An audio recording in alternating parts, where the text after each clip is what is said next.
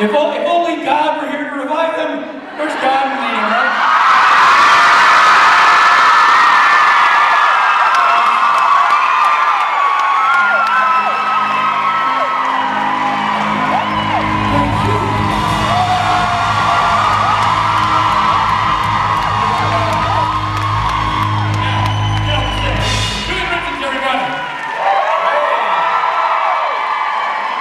Thanks, boys.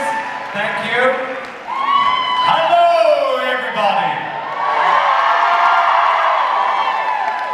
So good to be here. Thank you for having me at this late invitation. It's great to be here. I'm crashing the party. Just wait till tonight, then I'm really going to crash the party.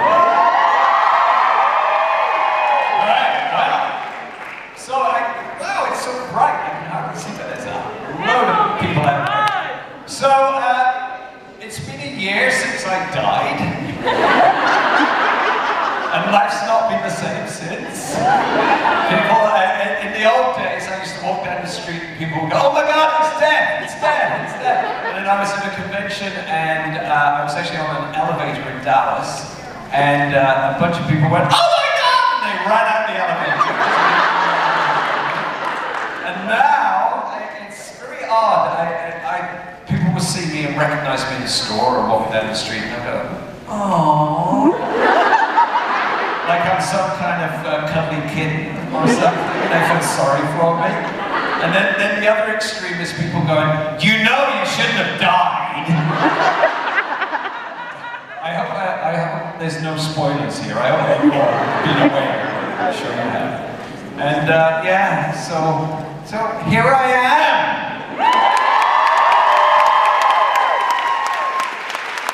Very happy to be here. And, well, thank you. And it's my first time in Washington, D.C., so it's... And yesterday I went down and I went around the mall and I looked at all the memorials and monuments and, wow, it's fantastic. So, and the weather! Oh my goodness me. Anyway, well, you've heard enough of me. There's people lining up over there. So, you know, we can focus the conversation if you like, and people can start asking questions, and then I'll deviate and waffle on and things like that. Okay, so, hello. Who have we got down there? Oh, no, I've messed it up already. The first time I'm kind of new to the whole game of conventions. I've done a few, which has been great. But the first time I ever did a convention, I came out here, and it was a bit like this, where it was like blinding lights, and I'm there, and hello, hello. And then I would look over to the side, and there was lineups of people, and I actually asked what they were doing.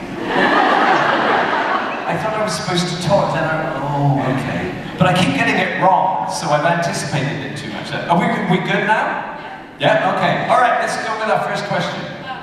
So death is like a big concept, like character. It's kind of like playing God almost. So how did you prepare for such a big character? Okay, big concept. Yeah, well, you know, the way that I go about playing any character is to really look at the script and to see what I've been given in terms of the definition of the character, the scene, the other people that I'm working with. And I got to be honest with you, the first episode of Supernatural I did, which was back in season 5, which I'm sure you all remember the episode, particularly there was the introduction and then there was the scene in the pizza parlor.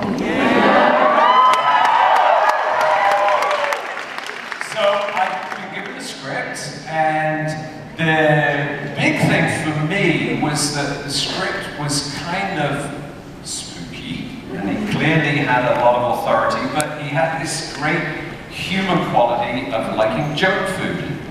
So I just used the two, and I think it was a great bit of writing, and I had fun, and I was fortunate that Jensen was generous enough to be able to kind of play into the whole thing of playing really scared of me.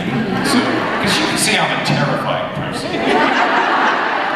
So he didn't have to act too much, but you know, he did. And then we just went from there. So really, in terms of concept, honestly, I just went, as an actor, you have to go from beat to beat to beat, what you're given with the script, and what you manage to produce with the actor in the moment. So I was very fortunate in working with a great actor. We all love Jensen, I'm sure. I was saying this a little bit earlier in a meeting that we had. And a lot of people forget he's a great actor too. And he actually, seriously, I mean, we all adore him for many other reasons, but he also is a great actor and was able to contribute a lot to that scene in the DCCon. So we had a lot of fun, and a lot of the creation of the character of Death kind of happened in those early stages then. You did a great job playing Death. Well, you were amazing! Oh, thank you. Wow. I think my mum's in the audience or something. All these compliments coming. All right, so there we go. That was a long-winded answer. Next question now, what do we do? We flip sides? Hi, Julian. Hello. Hi, can you tell me what's going on with Todd in the Book of Pure Evil? Oh my goodness me. Todd and the Book of Pure Evil. So, well, some of you obviously know it. It was a show in which I played the leader of what would you call it? A cult of what's the word? It's slipping me. I'm getting very old, you know. So I was the hooded leader, and it was great because I was in about, I guess, 10 episodes of this show, and I had a hood on, and you could only see my mouth. So I had to act with my mouth. So I got very self-conscious about my mouth. It's the most self-conscious I've ever been. Anyway, sorry. So what's going on with it? It was a show. It was very funny, very sort of cheesy special effects that were funny, like blood going, heads, like, but in a funny way. And this is terrible. Who is this man? Take him away. So there is a film. A feature-length film. Is that what you're asking about? Did it get completed? It got completed, and I believe that it's going to be distributed this coming year. Yeah, so look out for it. Todd and the Book of Pure Evil.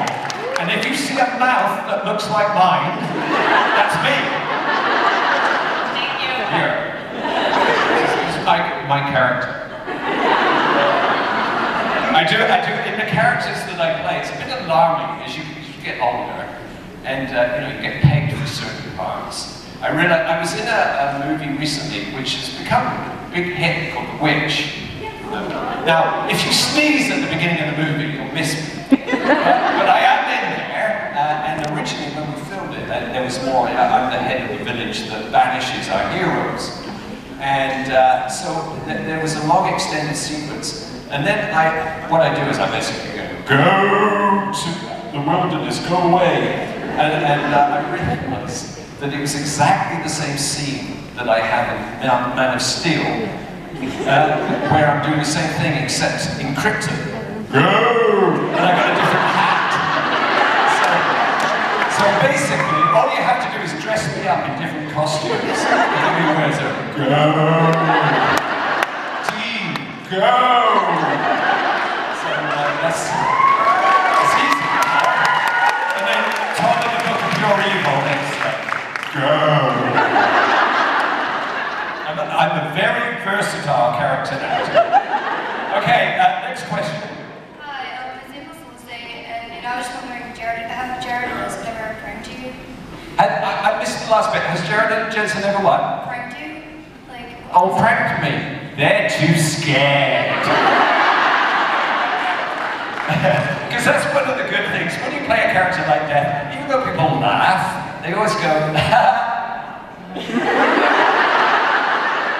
Is that funny? Isn't it? It's like when people tweet, and you know, they go, I never thought I'd be hugged by death before,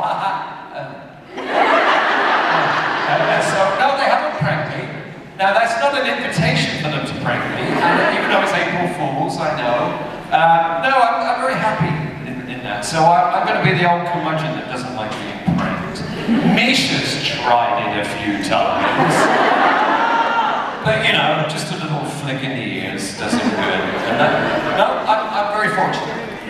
So I have nothing to report on the prank front. I'm sorry I'm wandering around. I'm a wanderer. I don't like sitting still. Hello. Hi. First off, I just want to say you're my favorite representation of death ever. Thank you. Doesn't that sound weird?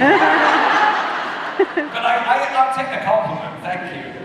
I wanted to know, like, how you relate to the character Death. Like, you personally relate to that character. Well, it's a great question. I know it sounds weird whenever I say it. You know, I play Death. But no, it's a great question.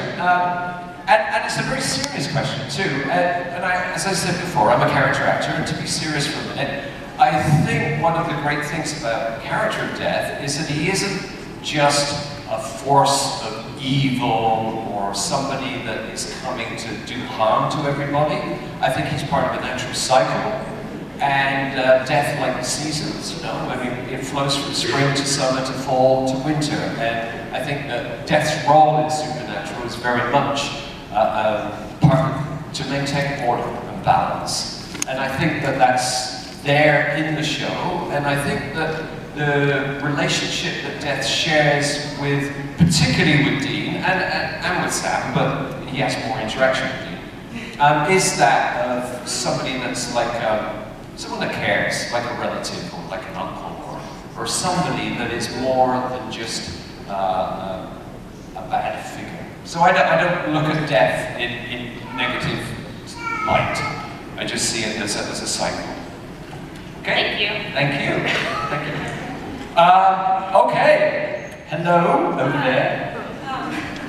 Did you feel betrayed when Dean killed you? My mum was furious.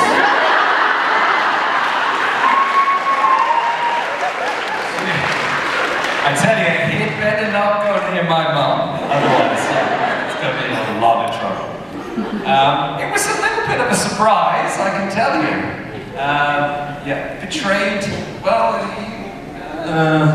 it was a shock, let's put it that way. But you know, again, that's the beauty of this world of Supernatural, that you, as fans, and we, as performers and part of this world, we're all in it together. I think that's the wonderful thing, is that it's always able to surprise.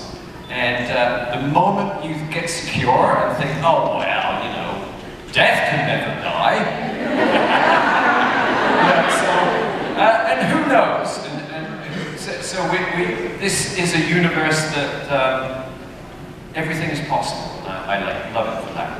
So no problems with it. Thank you. It's okay. Okay. Hi. Hi. I was wondering, what's your favorite fast food? My favorite fast food? Well, so I grew up in England, the land of, well, hello. So the land of, well, not fast food so much as bad food. Again, my mum wouldn't agree with that, but anyway. So my favorite, I think it's the thing that I grew up with, which is chip butties. And I had to explain what they were earlier. It's what you guys call French fries, with lots of vinegar, malt vinegar, lots of salt, and then you wrap it in Wonder Bread, like a really soft bread. Ooh. Maybe put some tomato ketchup if you're really exotic, and then you eat it. And then you see what happens. And it's not very pretty. So, thank you. I was surprised by the pickle chips. That was a surprise. I'd never heard of them before the episode. And apparently they're quite widespread. Woo! Yeah, I like them. Anyway, but chip butties are my go-to junk food. Yes? Hi, Julian. Hello. I wanted to ask what your stand is on death itself. Your character, the angels fight for the souls and the demons fight for the souls, either heaven or hell. Are you just a transportation mode? What is your, I guess, I'm getting deep, sorry. Crikey! My goodness me. Well, it's a fair question. I go back to the actor rather than there's a lot of people that really take the whole world, the mythology, and the interaction of all the themes of supernatural, and they'll ask me penetrating questions like that one, and I'll go, yeah. I think it goes back to my earlier answer, to be honest with you, where I see him as a force of renewal.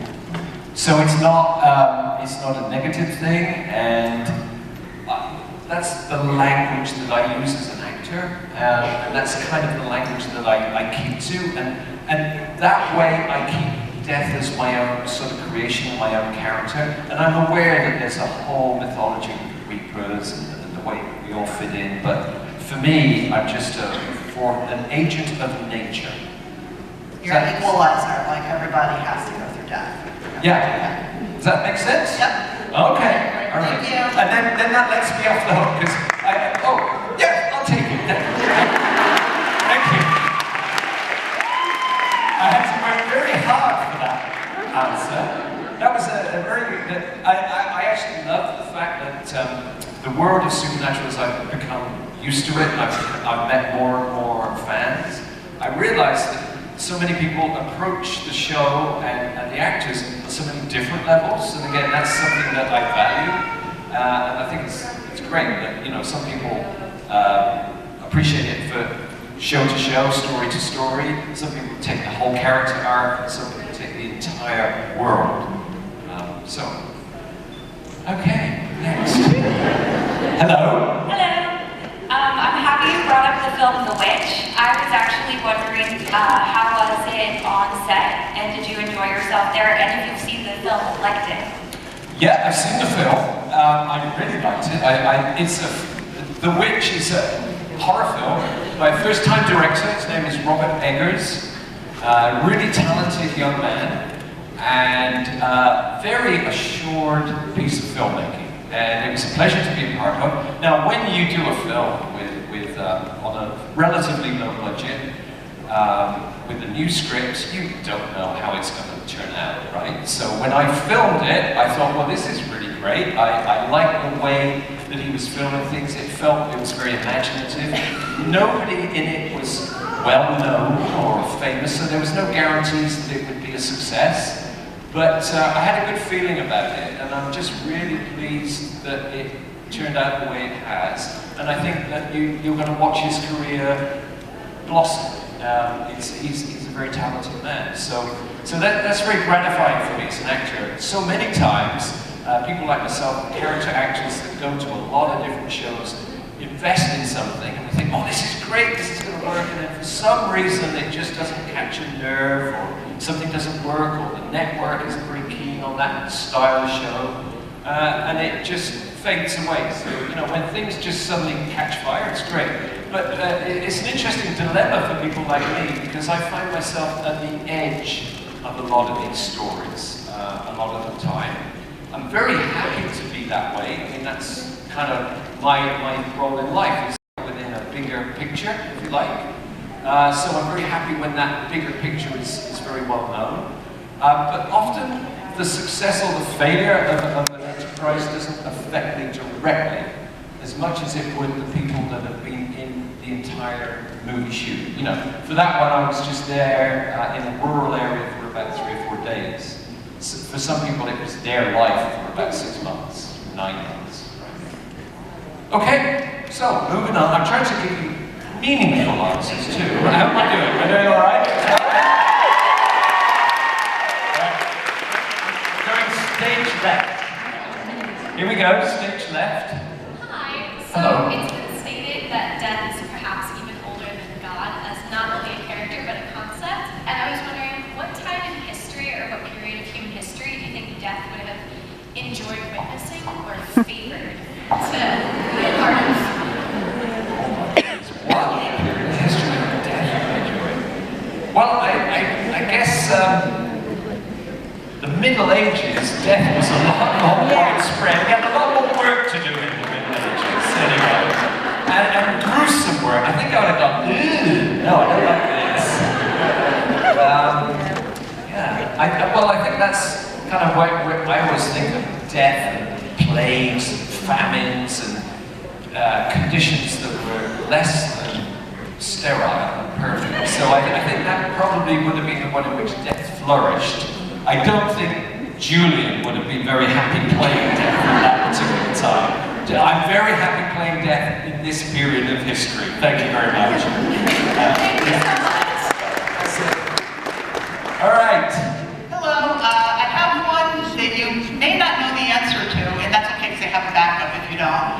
But in the scene where Dean kills you, Yes. there was some debate about whether Dean intentionally decided to kill Death instead of killing Sam, or did something about the mark trying to preserve itself sort of drive him to miss. I don't know if you would know that or not.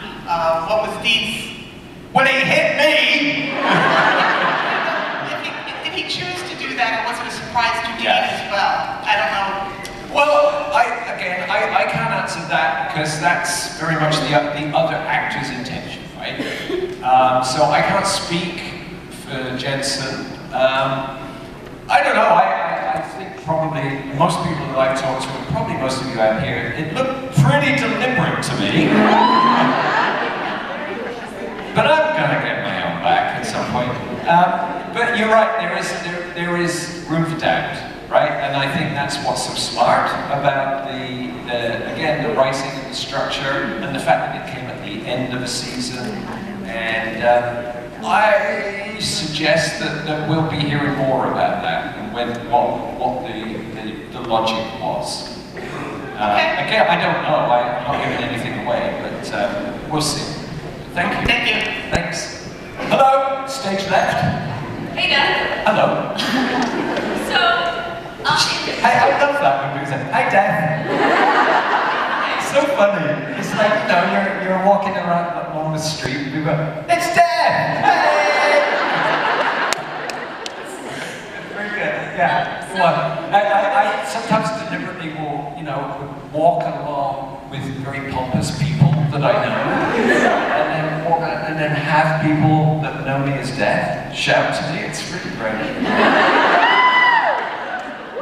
They just called you Death. Anyway, sorry. So that was my question, no.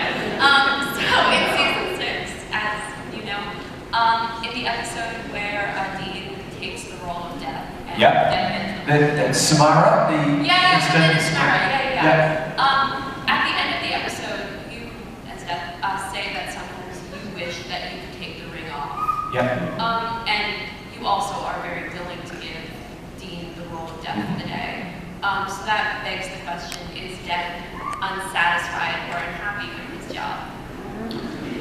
Okay. No, I don't think he's unsatisfied or unhappy with his job, but I think it's a huge responsibility. It's a huge burden of responsibility, and Death is only too aware of that. And I think he's teaching Dean a lesson and saying, okay, you know, you try it for a day and see what happens, and how complex it is, and how you have to do your job and not let other things get in the way. Otherwise, you really start messing with things. So, I think it's a great little parable, actually. And I think that it goes back to that thing I was saying about how Death is an agent of nature, of keeping things true and real. I think that, but that bears a heavy responsibility. So that's it. Thank you. Hello. Hello. I was just wondering, after Death died, I would have expected there to be more chaos, more, you know, people doing whatever they wanted. Is there going to be another Death that comes and takes over to kind of, or is now that the character is gone, that whole leader of the Reapers? It's the big question, isn't it? And I don't know. I really don't, because, you know, I mean, I'm hoping that Death or some version of him comes back, but I don't know. And I think for me, the best thing ever, though, was the line at the end of the season. This shock of killing Death, which was pretty stunning, and then the line, I think I've just killed Death. I think that's a pretty cool live. But no, I don't know whether there's it feels like there's a vacuum at the moment, and it feels like anything could happen, and we'll see. We'll see, so can't answer it, I'm afraid. Okay, next. Hi. Hello. My question is, who's your favorite actor or something you look up to? A favorite actor? Yeah. Well, I got loads. You know, like everybody else, I watch movies and TV and theatre and all that stuff. There's a real favourite actor of mine, and I don't know if a lot of you know who he is. Oh yes, you will know who he is. His name is Michael Gambon. I kind of have a great respect for him. So, just for you who don't know, he played in Harry Potter. Who is it? Dumbledore.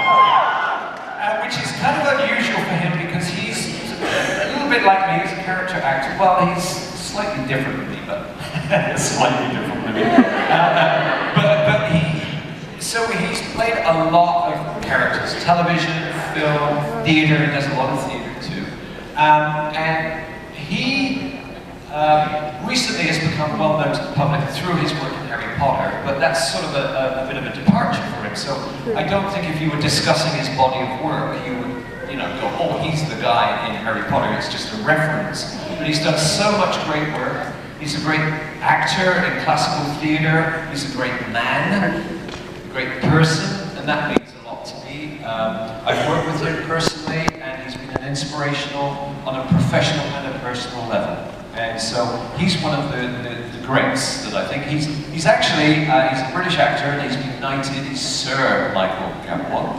But again, I'm very impressed with his humility. He never. There was one point when after I worked with him on one show, and then I worked with him on Kevin Costner's Open Range, and I played his henchman again. I keep playing his henchman, and then he was on the call sheet as Sir Michael Gambon. And he picked me up, he said he knew that I was working on this movie, and he said, let's go out for a drive and catch up. And as we were driving around, he said, you know, I'm really worried. Oh yeah, he said, they call me Sir on the call sheet.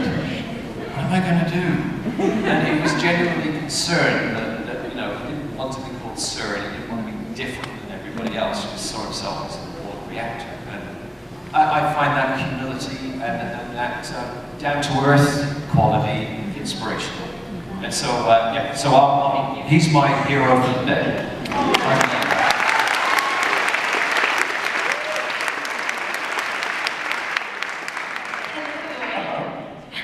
So, you were in Orphan Black, yeah? Yep. And I was just wondering, how do you think Death would have felt if there were multiple clones of Sam and Dean? That's funny. That's combining two shows that I've been working on recently. So I play a character in Orphan Black, who is kind of, well, it was funny, I know the writer and the other showrunner, John Fawcett, who directs a lot of the episodes. I know those two guys. I did their first films together a long time ago when they were at film school. I did Q, which Graham wrote, and I did John's first film at film school. Anyway, it's a long story, but those guys are an inspiration to me, but they sort of turned around to me and said, oh, we got this part in this show called Orphan Black, this was season 2. Could you just come in and do it for a day? We think it would be great. And I came in and I did it, and I had a lot of fun. It's a great set, great actors on there, Tatiana is especially wonderful. And so then they said, oh, well, wait, come back for another episode. So I keep coming back, but I don't really have an important role in it. So I think what I would do, like, I mean, it's great. I go in and I enjoy stuff, and then I go away again, and then I come back in. But I think if I was Death, I'd go around making sure that my character in Orphan Black had multiple clones of himself. That he was very, and he became more and more significant in the show. But as it is, I enjoy just hanging around and doing the show. And I've actually done quite a few in this latest season. And yeah, and I think you'll enjoy it, because I know that there's a whole season for you to watch now. Yes. Yeah. Thank you. Thank you. Thanks.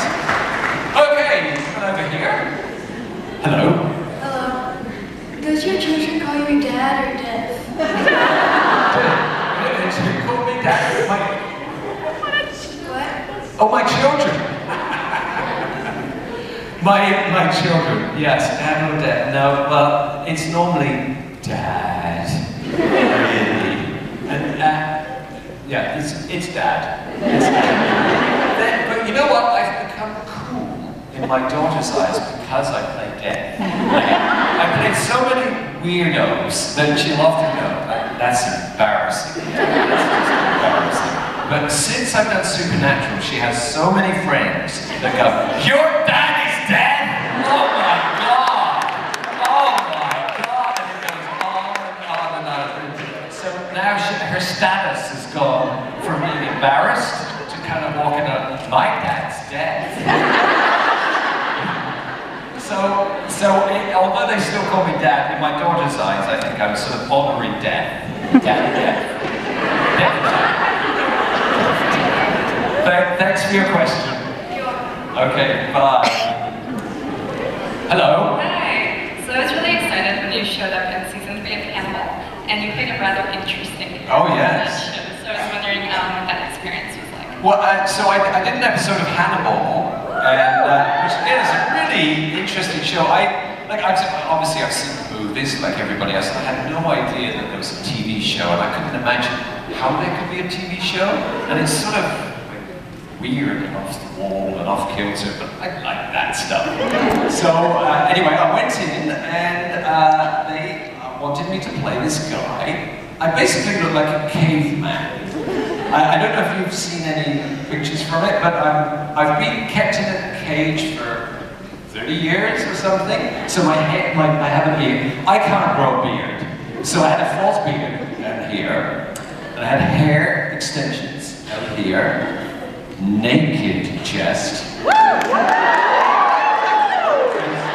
rags and things, and I spoke Lithuanian. So it was a bit of a challenge. And Lithuanian is a very complex language, and if you're speaking, I've recently done a show called Killjoys, in which we were on a planet, and I was a monk on a different planet. That wasn't too bad. They gave me another language to learn, but at least if I mispronounced the language, I wasn't going to offend somebody because it was completely make-believe. But we have a lot of, well, I actually personally have a Lithuanian friend, and there's clearly a lot of Lithuanian folks or Lithuanian heritage that watch the show. So very complicated trying to get that right and be this guy that was dirty and decrepit and stuff. But it was kind of fun. And then there was this big special effect at the end of it where I'm hung and I become a cocoon. And so we went through all these different special effects meetings and prosthetics and things. And there were two strains of thought. Will we chain him up and get him up there and hang him? Or will we get a dummy and hang it? And we did it two ways. And you have to guess which it is. Is it me or is it the dummy? What do you think? I want to say it was you. You want to say it was a, well, I know, that's kind of a compliment. But they had an alternate option. It always amazes me how thoroughly things are researched and the amount of work that goes into stuff that, you know, like Hannibal, like Supernatural, stuff behind the scenes that the audience doesn't really get to see, but you go, yeah, right, of course, because there had to be stunt performers involved in that, there had to be special makeup artists, there had to be riggers, because I was hung up, right? People whose skill is actually raising me up to the roof, pulling me down again, and they had to know exactly how heavy I was to make it safe, etc., etc., etc. So that for me is part of the joy of what I do as an actor. I get to work with a lot of other professionals in other departments. I was in a, was that? Thank you to them. Well, thank you. I did a movie called Wrong Turn, in which I played, a guy that had 4 hours of special effects prosthetics. And like it's amazing to see the work and the care that goes into it. And then an audience member will say, "You were great in that movie, but you know, I was great. Or the choices that I made were dictated by the work that had been done for the 4 hours that people making the art." That's right. So anyway, thank you. Thank you. I'll go on to my next question.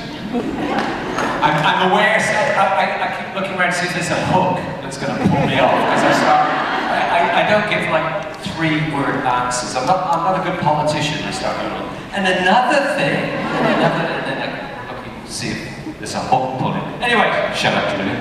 Hi.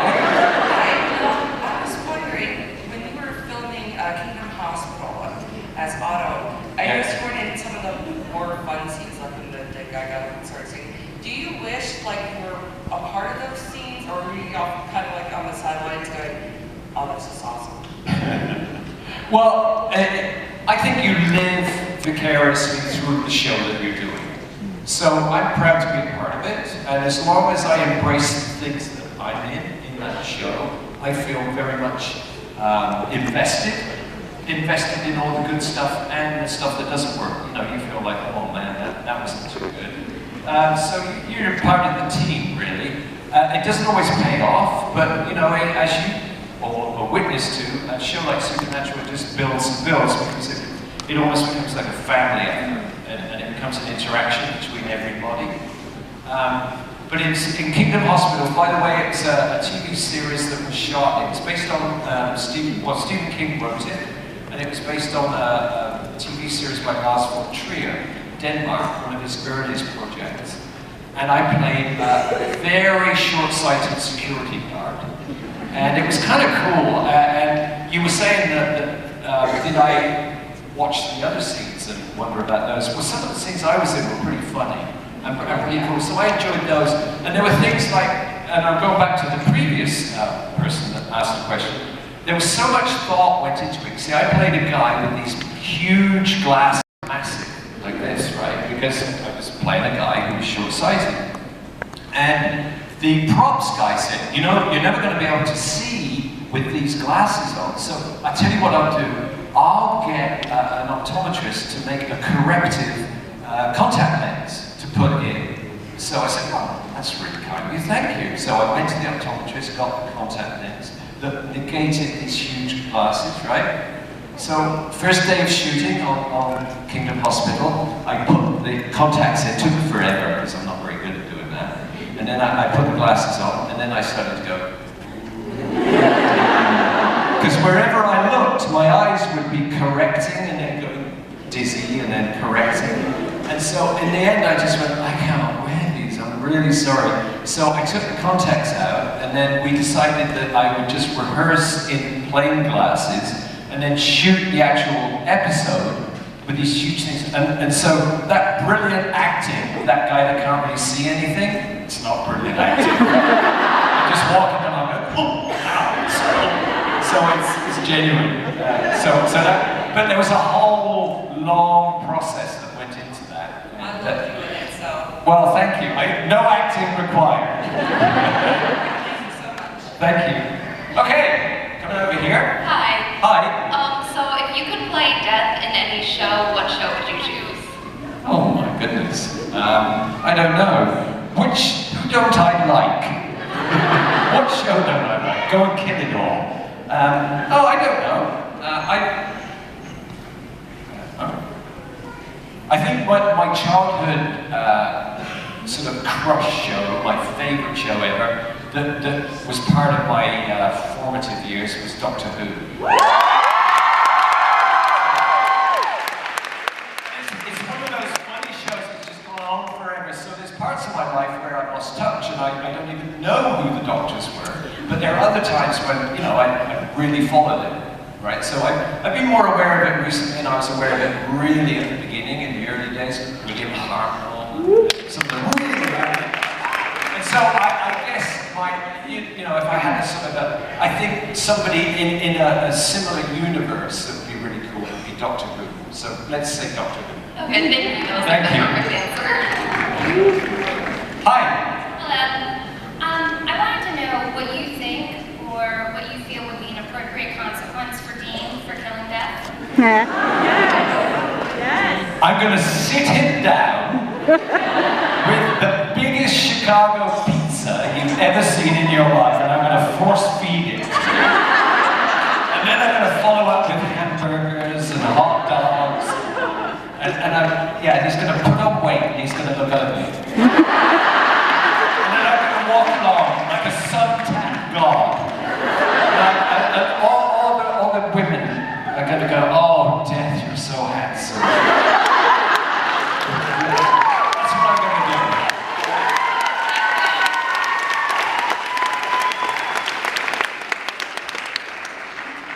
Okay? Hi again. Hello. Seen you 3 times today. It's great. Hello. Okay, so when I found out about you, I was at Walmart with a friend, and then you said you were coming to this convention. I immediately called my dad and said, "Dad, Dad's coming to this convention." I hung up on him. And my friend gave me a weird look. And what has today been your favorite fan interaction? Aha! Well, I can tell you that. So yesterday, I came early because, as I think I said before, I haven't been to Washington, D.C. before. Shame. And so I thought, well, I'm going to have to go and check out some of the places. So I was walking around the Smithsonian, and which one? It was an art gallery. It was the art gallery. Yeah, thank you. Yeah. And so I'm walking around, and you know how it is. Like lots of people walking in, and there's open doors, and it's very much hushed. People looking at things. And I'm walking around, and I'm looking at these beautiful images. And then I walk along, and then I suddenly I'm aware, as I'm looking at these images, this head keeps popping out. I'm looking at it, and as I turn around, it goes away again. And then I walk to the next room, and I can hear this. And then I went to the next room, and then 2 heads. And I keep looking, and then more. Walk to the next room. 3 heads! And then I walked to another room, and then there's 4 people in this room, and it was so sweet. So Dad comes up and says, "Excuse me, but is this you?" on his phone. I go, "Yes, that's me." And he said, "My daughters are here for the first time. We've driven them from Cleveland. Are you here, girls? Where are you? Stand up and give them a round of applause. Where are they?" Hi. Hello. And I was so shocked that I didn't even ask their names, but hi, it's lovely to meet you, officially. And it's so great that you've come. This is their first con, so you make them welcome.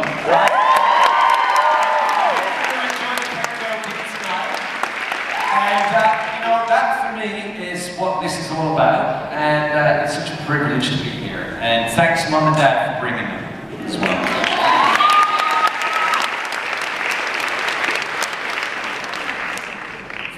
Fine.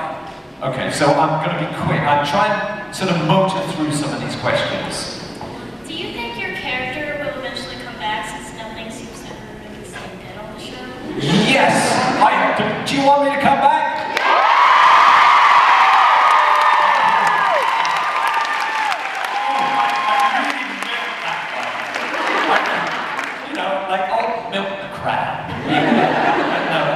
Thank you. Of course, yeah. I want to be back. I hope he'll be back, but who knows? But, hey, I'm a part of the family.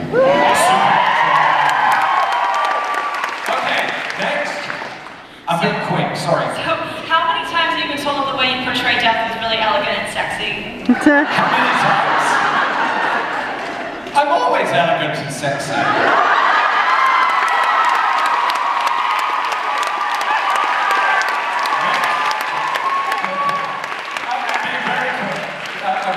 I got to motor through. Okay, so Billy said that Death was amused when the Winchesters kept coming back, so do you think he didn't take extra precautions so that they could keep coming back to life when they died? I sort of missed the drift of that. Reaper named Billy who's taken over. Oh, Reaper named Billy, yes. Yes.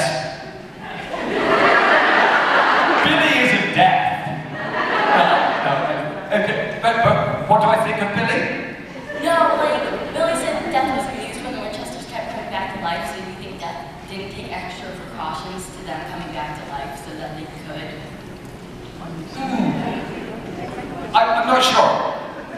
I don't know. Can I leave it at that? Okay, I'm running out of time. Sorry.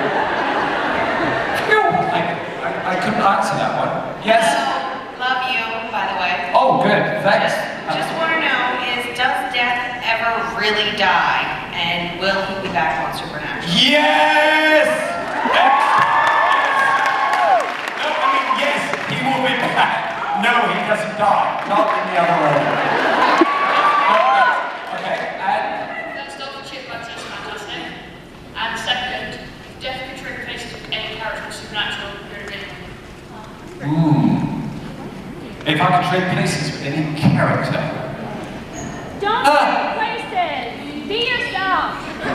Oh, what a nice idea. Yeah, I'm just going to, I don't need to trade places.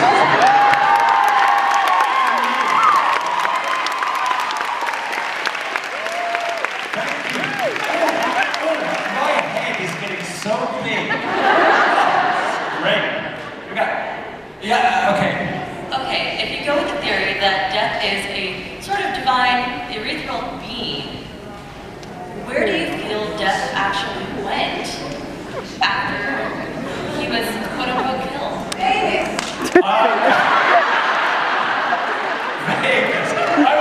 That's a better answer than I was going to get. I was going to say craft services for a coffee. That's good. In the universe, I don't know. I think that's to be explained, and I'm looking forward to next season.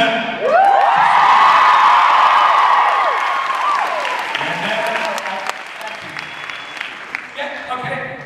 So, at the end of the Harry Potter books, Harry has all three of the Deathly Hallows at one point, which makes him the master of death. How would Death feel about having a master and having it be a 17-year-old boy? Well, Dean's very immature. Yeah, and, I'm rather old. I don't know. 13-year-old boy. Yeah. 17. Oh, 17. 17. Yeah. He might as well be 17 sometimes. I can't answer that. But I'm gobsmacked. There's some questions, I always love it when I always think, well, there's going to be at least 3 or 4 questions where I go, most of the time I'm a pretty articulate human being, but there are times when I just become this complete idiot. Thank you for your question. I apologize for my idiotic response. Yes, I'm our idiot, that's all. I also have kind of a Hannibal-ish question. So, as we all know, being a part of Supernatural family and working with the cast is just something else. So I just wanted to know how your experience working with Brian Fuller and with the cast of Hannibal was maybe in contrast, or how it was similar, things you enjoyed working with them, Matt Mikkelsen and Hugh Dancy. They were great. I'm a character actor, so I do tend to parachute into a lot of productions, and I kind of get a sense of how the show is, how it's going, what the atmosphere is like. And I got to say that also was a really good working environment, and very creative. And I think whenever people feel that they are making great creative choices and they're being backed to be a little bit risky and a little bit daring, I think that there's generally a healthy feeling on set. And that was the case there. So now it's nothing like Supernatural. Supernatural is its own unique entity, and I've sort of never experienced anything quite like that. But it's a very cool place to be. So it's too bad X-Cam's over, eh? I know, I'm so sad that it's over. Anyway, it's... Thank you for the... Thank you, thanks very much. And we got 2 more people. Hi. What was Death doing while Dean was wearing the ring? What? What was Death doing on your day off? On my day off. I was Vegas. Yeah, I was actually at the local McDonald's having a few.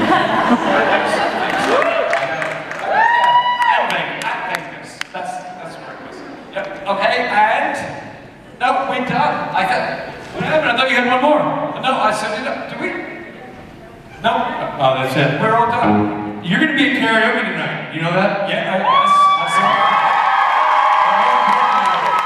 More importantly than that, you and I are doing photo ops where I'm dressed like me and you're dressed like Death. And I love that. That's how we're dressed like King Joffrey, so it's Joffrey and Death. We're fired up about that. Glad to have you here. Thank you. Always a treat. Ladies and gentlemen, Julian Richings.